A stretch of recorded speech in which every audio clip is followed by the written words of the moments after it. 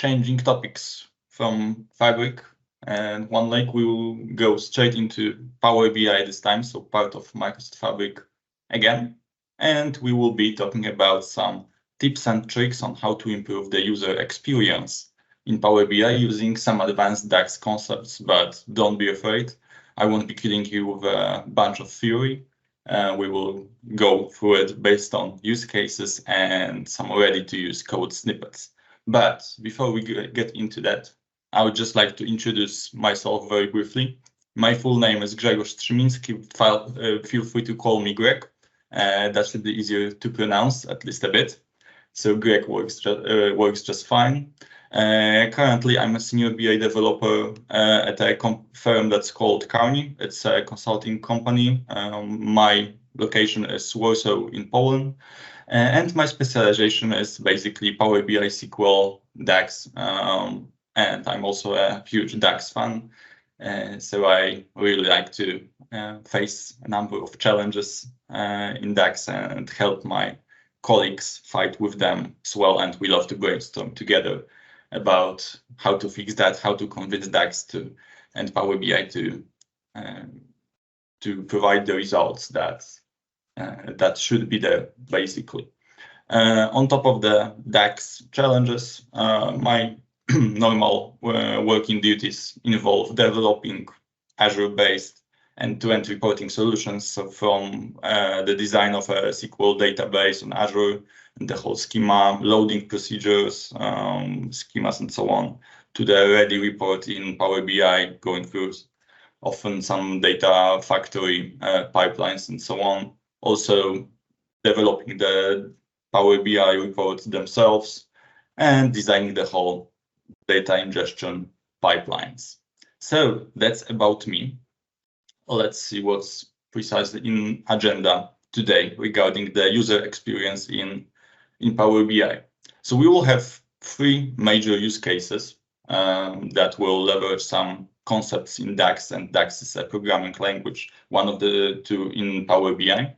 So first we will go through scaling of charts, how well the charts scale into the y-axis and how to also synchronize them. Then we will have an enigmatic point number 2, which is limiting the number of selections in slicers, but without breaking any golden rules and the best practices. That is more specifically without the bi-directional relationships. And then we will have a quick overview of current state of art of possible with the custom labels, since there has been quite some development over the last few months and over the last year with the custom labels, and there are currently a number of approaches on how to attack that. But first, why is this topic of user experience actually important in Power BI? Well, in Power BI, it's a drag and drop tool. It's really easy to get started and build something, even build something beautiful and insightful. But sometimes it happens that you engineer your beautiful dashboard, you get it ready, you share it with your manager, your client, depending on where you work, if it's an internal client or external, and they just see, hey, I can't really see this data label very good, or I clicked something and this chart is out of scale, I can't see all the data points, something is not right. Or I clicked something, I selected some combination of filters that I have on the canvas. I selected like country, United States, channel, online, and some category, let's say running shoes. And the whole report, the whole dashboard went blank. What happened? Why did it happen? That's not what I imagined. So these are really the small tricks that I will be talking about here that you can add to your final product to make it even better and make it more user-friendly and basically improve the user experience. Let's first see the theoretical background of what's behind each of the points that we will have in agenda right now. So first, improving the scaling of charts. What we will be trying to do, so the use case, will be basically two sub-use cases for this. First, we will be trying to ensure that the chart fits well into its minimum and maximum on the y-axis or x-axis. That's really the same thing. and that all the data labels are more or less easy to read, that they are very well visible. And the second use case will be synchronizing the axes of charts if you have 2 or more, so that they are basically in the same scale and not just scaled up to the local maximum of each chart. I will show that based on an example. And what DAX concepts we will be using? We will use the all family functions. My preferred one in this case would be all selected, because it's usually the most intuitive for the users, but you can use any that fits your needs. And we will also use iterator functions. Here we will be precisely using minimum and max, min x and max x in a very short DAX snippet. In the second use case, so the number of selections, we will use limiting the number of selections in slices. We will be using a much more advanced DAX concept now. This is called table expansion or expanded tables, call it whatever. It's a concept related to actually the star schema. That is the golden standard in Power BI when it comes to data models. And I will talk through that in detail based on an example, but generally the concept is that if you have your nice star schema, so you have at least one fact table and one dimension table, and they are connected using a many-to-one relationship, so the many side is on the fact side, then the fact table is basically able to expand by the dimension table, and theoretically the dimension table is then part of the expanded table of this fact table. And how can you leverage that? Well, you can kind of leverage that to move the filter in the opposite way as to the normal filtering direction. We will see that based on an example. And the last use case will be custom labels. So you know that in your line chart, column chart, or bar chart, you can basically put normal label like this, 13, just 13, or some percentage, whatever number you need there. But how can you put more advanced data labels there? Sometimes the clients would like to see some comparison, some additional data, or just see that, hey, this data point is 13, but it's 70% of the target that we are willing to achieve and we are hoping to achieve. So how close are we to our target?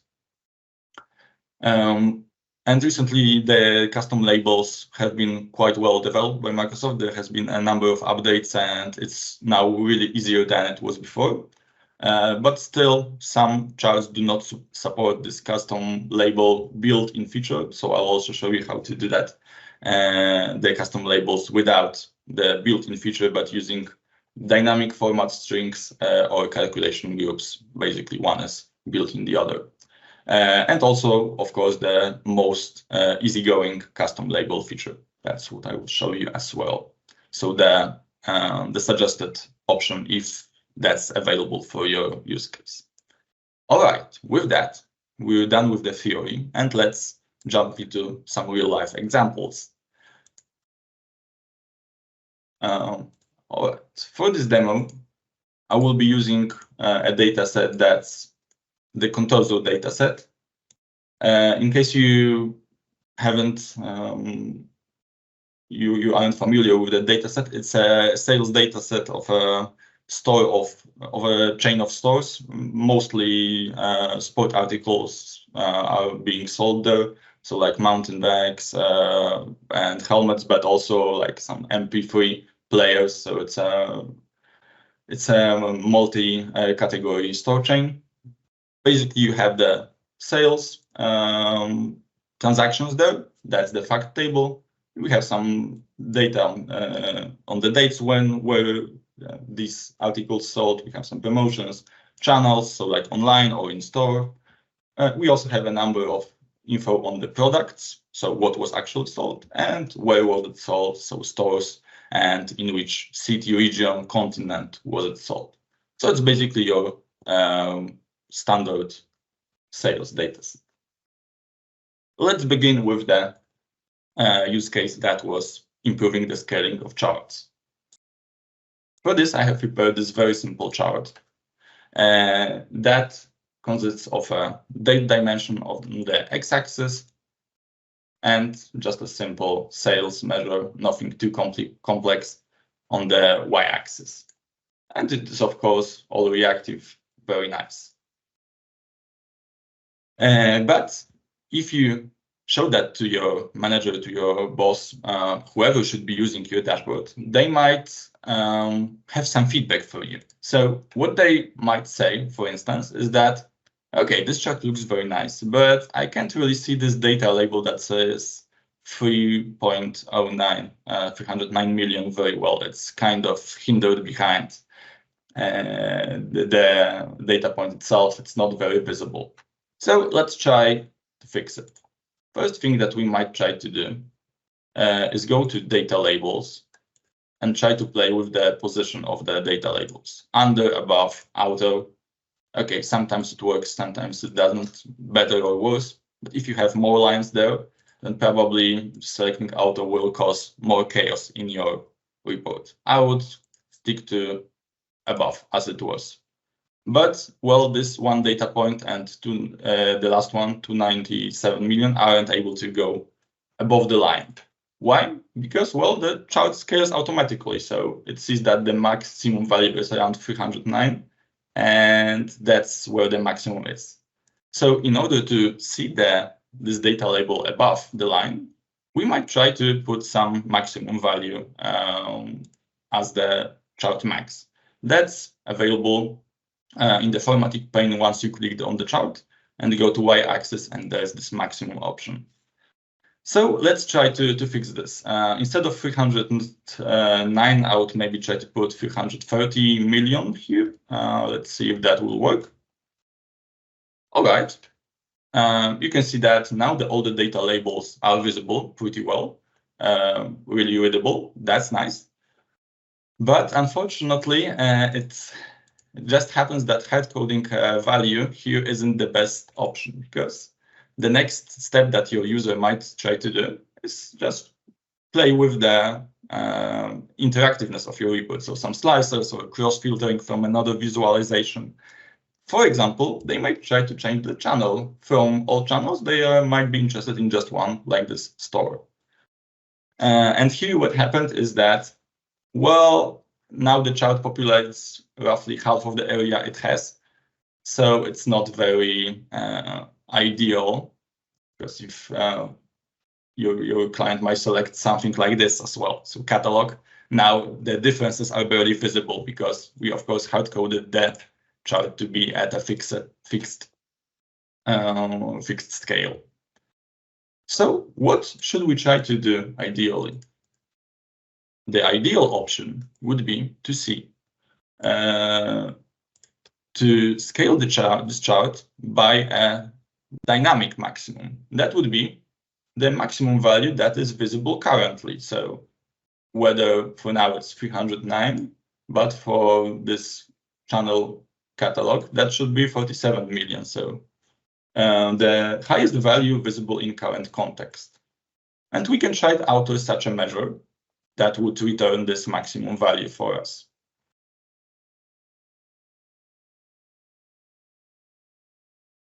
And for this, we'll, of course, use, to maybe zoom in that a bit, and the two DAX functions that we mentioned before. So the max X and all select. So first, what we are trying to do is to get rid of the filter of the current rows of one column on the date, because we need to find the maximum value from the whole chart. If we use the all selected functions over this field that is used as the x-axis, we will be able to see, in theory, all the categories. Now, the measure that we would like to get the max from is the one that's on the y-axis, so that's sales for us. And we envelope all of that in the max x function so that it finds basically the biggest value of this measure in this column. And this column is basically the whole table, the whole category that we have in the x-axis. And I just multiply it times 1.1, since if we put just the maximum value as the max of the y-axis, we will end up with something like this, basically. Now the maximum is, by default, since it's not set, it will be 300.9 million, but we would like it to be a bit higher over the maximum that's currently visible, so that we are basically able to see this data label and that it fits on top. Great. And since we have that measure ready already, the sales chart over time max, we can use it as a conditional formatting. So we can put not a fixed number as the maximum on the y-axis chart. We can use a measure that will select it dynamically. Let's try to do that. And we can see that it worked. So for no channels, no other filters selected, we've got what we wanted. Let's try to play with it and see if that's robust. Okay, for the catalog channel, that still holds, very nice. And for the store, still, it works. So basically, we've achieved what we wanted. The scaling of this chart is now very nice, very good. We can see all the values all the time. That works, no matter what we pick. I assure you that this will be robust to the filter context. Cool. Now imagine that since we've got sales in this chart, our manager has asked us to add an additional chart underneath. That's the profit. So like it would be sales minus some cost. That's an easy calculation for this measure. So we just take the sales and deduct some marketing costs, costs of manufacturing, and so on from it. But we've created this chart, yet now our manager asks us that, hey, all right, we've got the around 300 million sales in the top, and the profit is half of that value in the bottom, but it looks like visually they look to be the same value, even though you can see that the profit is roughly half of the sales, so 170 million or so in the bottom chart. And your manager, your client might ask you to, hey, why don't you synchronize this axis so that we can actually see like how these values compare to each other. Let's try to do that. What we would like to do conceptually here is basically take the maximum value in the current context from the top chart and take the maximum value from the bottom chart and just select the bigger of these and scale both of these charts using this value. This might have sounded a bit complex, but it's not really. What we will need is, of course, our measure that gets us the maximum from the top chart. That's the sales chart over time maximum that we use to scale the top chart. We've got that already. We need a similar measure for the bottom chart, so the one that will find us the maximum value from the bottom chart. We've got that as well. It's basically the same, but different measure here. And we can combine these together. If we've got these two values, we would just like to get the bigger one. And for that, I've got another measure that's sales and profit charts max. And as the arguments of the max function, I just put these two measures that I've shown you before. And having that measure, we can put it as the y-axis maximum for both of the charts. Let's try to do that.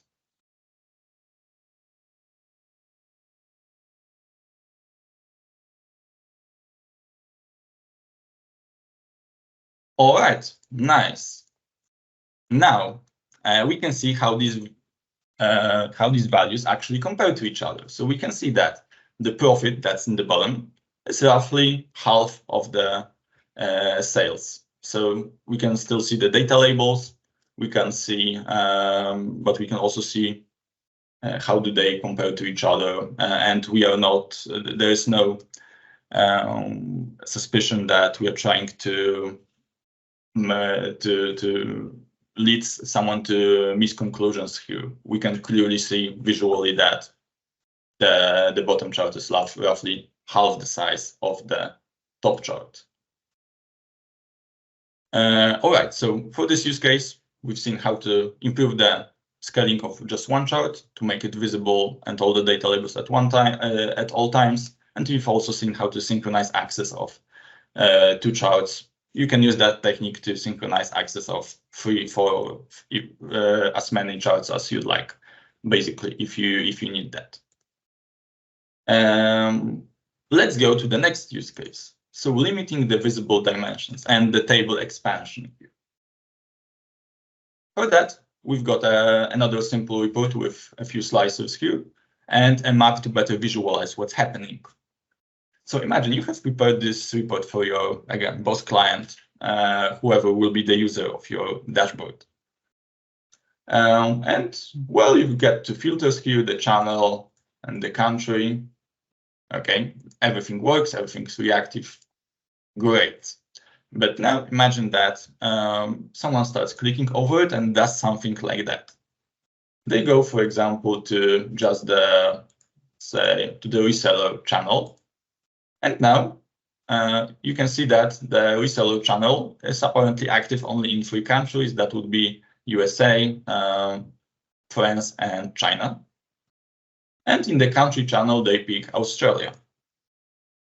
Clearly, you can see that Australia isn't part, it doesn't have any sales connected with the reseller channel. And what happens? The whole dashboard goes blank, basically. That's not the ideal option that we would like to see here.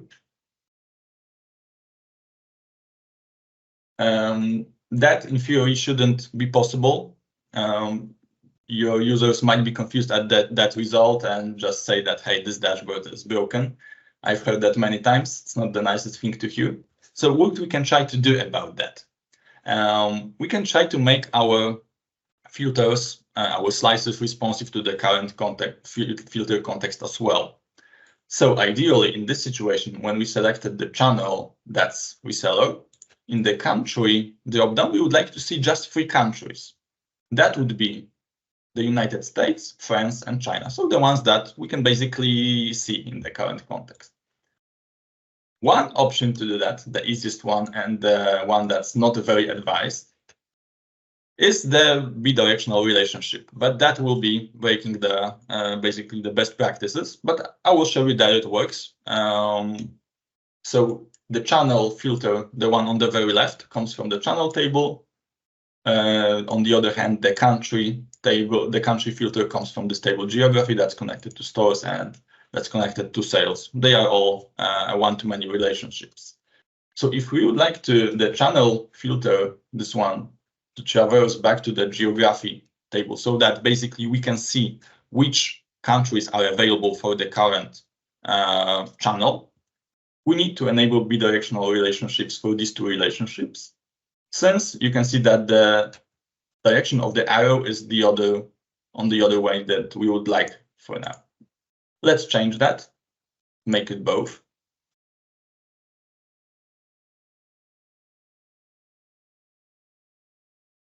Perfect. And now we've changed that. You can see that in the country filter, suddenly you have just 3 countries. And I would call that solution a quick and dirty. For small models, something that you need to do very quickly, that works.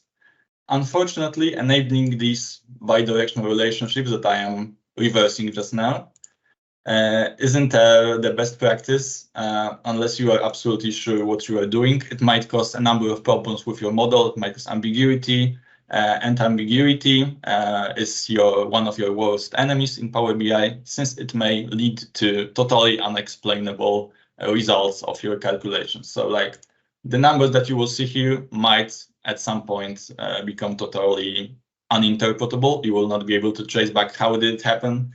It's a long story, but generally try to avoid the bidirectional relationships. What we can do, on the other hand, when we are on the in such a situation, is trying to leverage this mechanism that we called table expansion. We can see that in this slicer, we've got just all the countries again for just this one channel. But here in this slicer that I've already applied some method to it, I will show you that in a moment. we have just 3 countries: China, France, and United States. So here the interesting method already works.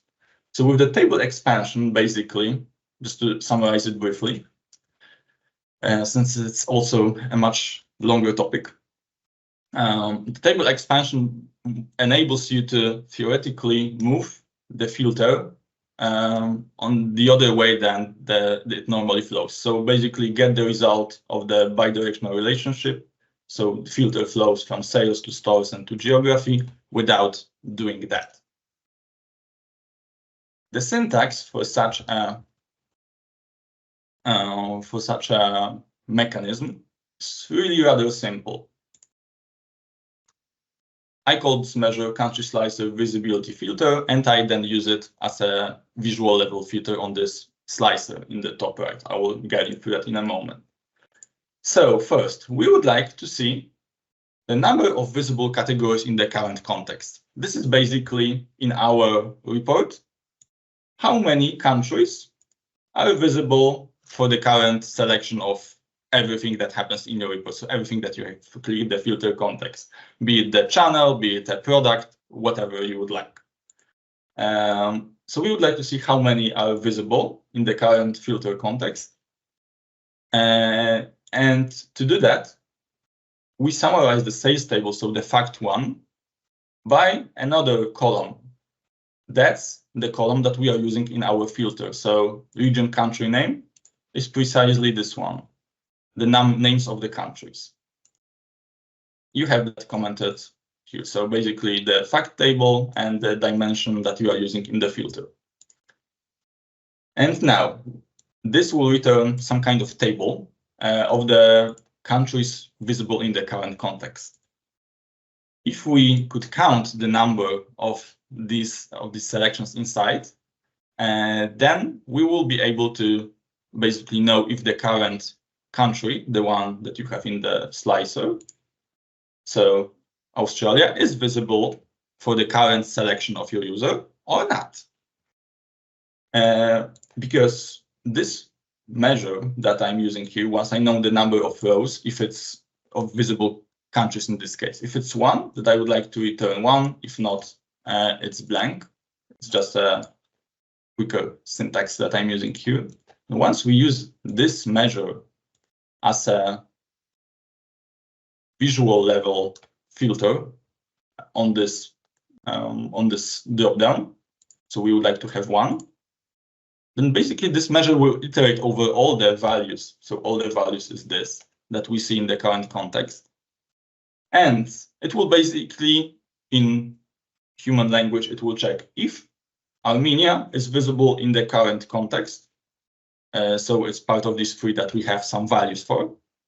Then Armenia will be shown. Otherwise, it will be hidden. Same for Australia. If we can see Australia for the current selection, whatever the selection is, then Australia will appear. Otherwise, it will be invisible. And this is precisely how this mechanism works. And it works without breaking any best practices, golden standards, and so on. And if only possible, I would advise to go for this kind of an approach over a bidirectional relationship, since it's a really dangerous, even though powerful, mechanism to play with.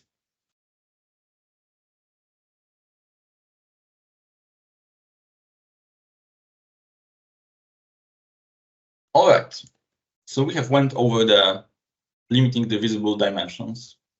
Now our user won't be able to get into a situation where they have an empty dashboard. Basically, they are able to just click on the categories that are visible, and it all works perfectly. And you can also replicate the same approach for much more filters and drop-downs. You can have the product filter here, the store name, or something else, product category, product name. You can use the exact same method for all of them, and it will work perfectly.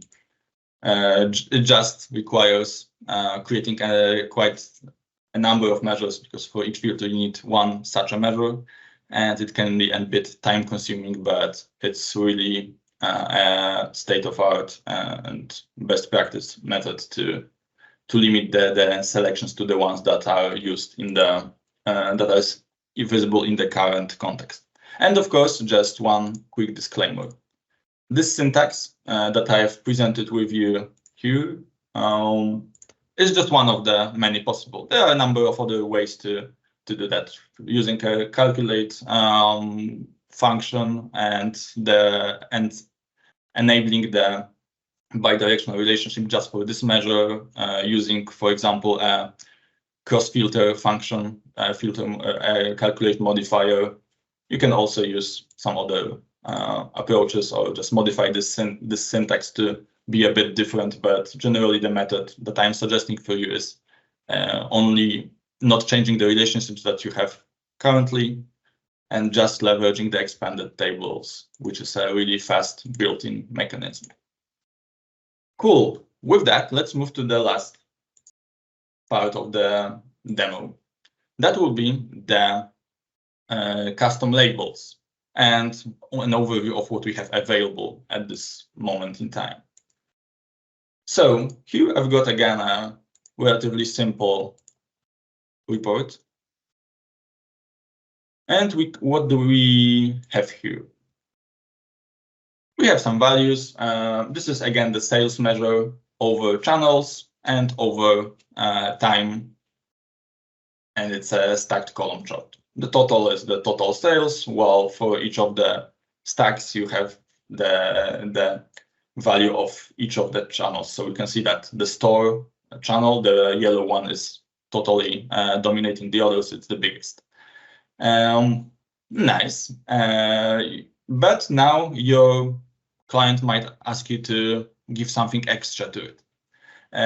They would like to make it a kind of a 100% stacked column chart. So they would like to see, for example, not the values of the individual stacks in the stacks labels, but the percentages, or both. Why not both?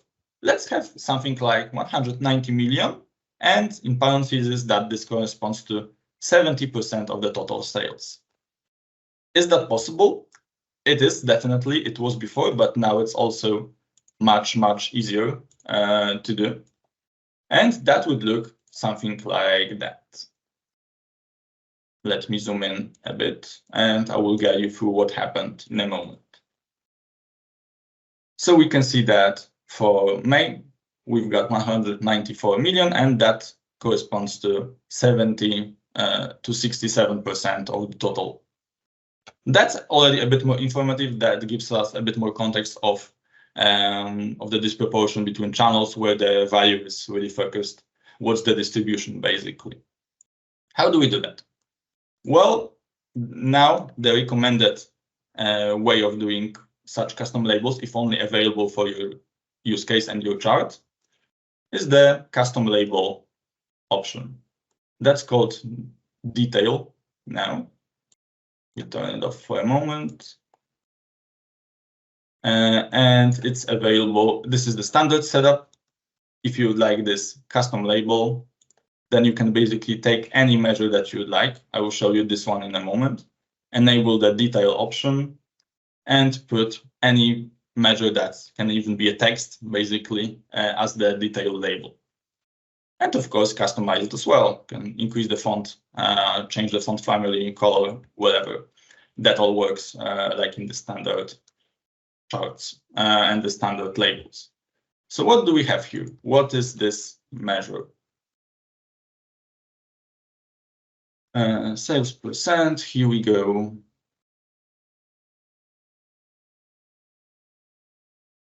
Yeah, perfect. So for this chart, what we have is the total sales of the current stack, so the one visible in the current context, so that would be 194 million, plus the sales percent in total channel. I just use the all selected function again, so an easy DAX syntax. Let me just maybe quickly show it to you as well. So just the sales measure divided by the sales for the whole current channel, for all the channels in the current month. So just basically this number, the 289 million.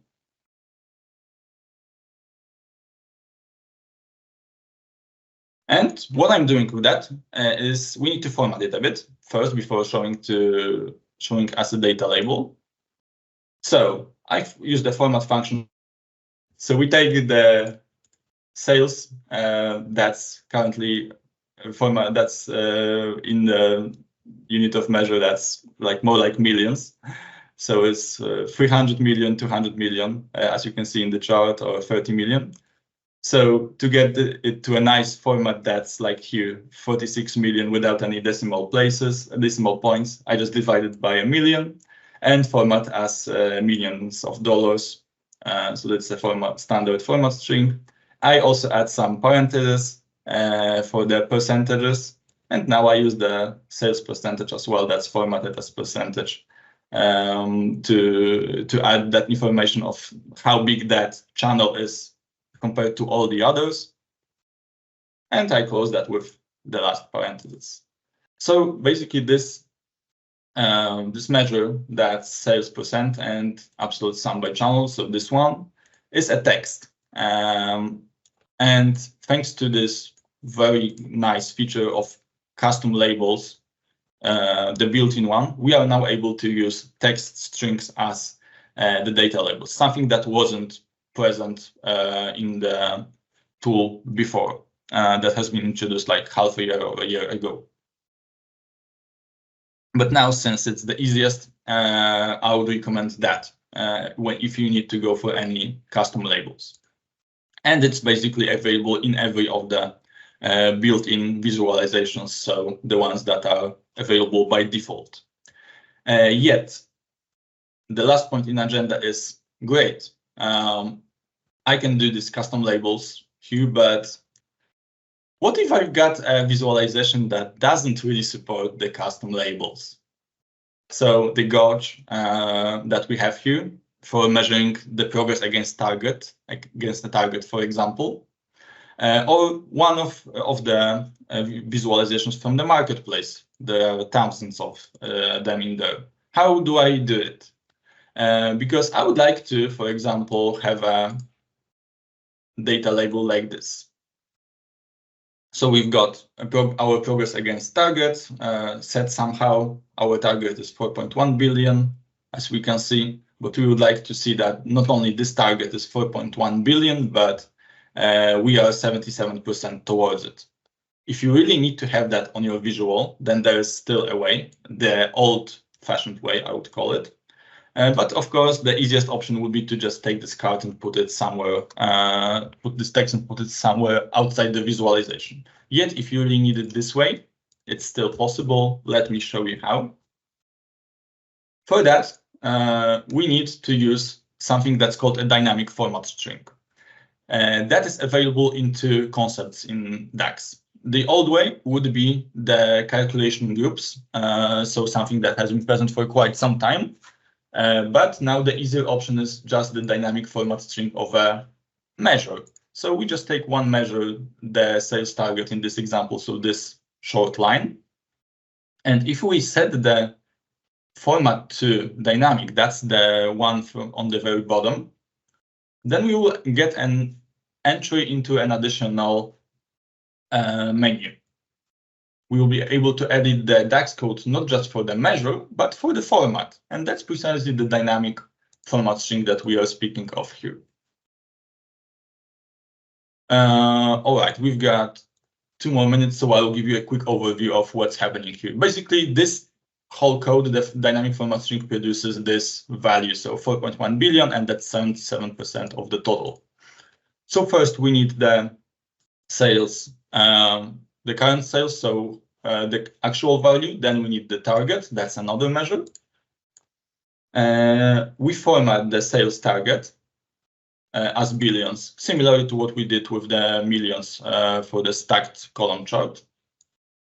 So this is basically this $4.1 billion value that we get out of this piece of code. Then we can get the progress by dividing the sales by the target. So how far are we towards our goals? So we divide the sales by the targets. Trust me, if you would divide 3.1 billion by 4.1, you would get 77%. Now we've got the 77%, that's the target progress variable. We format it as a percentage. And now, in theory, we have all that we need to basically put our data label together there. But since this is a format string, we need to do two more things. In the format strings, you might be aware that there are some special characters that we need to sort and take care of. These are, for example, the zeros, the dots, and so on, the columns. If we don't do that, if we don't escape some special characters, we will basically end into a situation where the numbers might be very weird somehow. So we basically substitute all the special characters. That's what this piece of code does. So 0 and the dots as well with a slash. So that's the escape character in DAX. When we do that, we can finally put our string, dynamic format string together. And this piece of code corresponds to basically what we get here, 4.1 billion and 77% completed. That's the old-fashioned way. That will work also in the scenario with the stacked column chart. If that's easier for you or more replicable, you need to replicate that across a number of charts. That might be easier actually to implement. So the dynamic format string way. My recommendation will be whenever the standard custom format string are available, custom data labels. So for most of the charts, like the ones that we have here, please go for that. That will be much easier to develop and maintain later. If that's not available, so you don't have the custom data label available for your current visualization that you are working with, feel free to go for the option with the dynamic format string or the calculation group and the dynamic format string there. And with that, we've arrived at the end of the presentation. If we have still some more time, then I'm happy to take any additional questions. Otherwise, I would like to thank you for this session.